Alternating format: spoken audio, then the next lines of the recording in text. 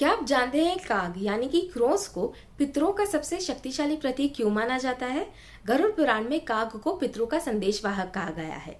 ऐसा माना जाता है कि पितृपक्ष के दौरान जब भोजन और जल की आहुति दी जाती है तो पितृ सूक्ष्म रूप से आकर इसे ग्रहण करते हैं।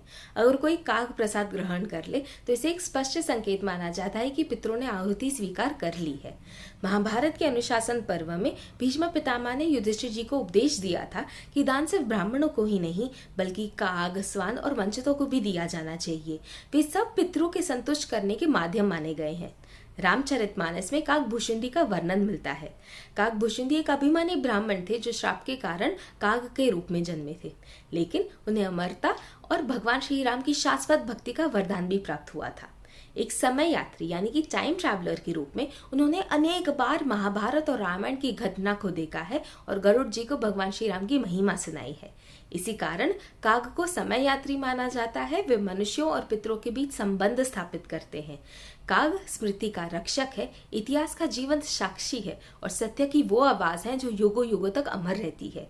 इसलिए जब पितृपक्ष के दौरान कोई काग भोजन ग्रहण कर रहा है तो ये केवल एक पक्षी का खाना खाना नहीं है, वे एक पवित्र संकेत है कि दिया गया प्रसाद वास्तव में पितरों तक पहुंच गया है और उनके आशीर्वाद परिवार पर बरस रहे हैं।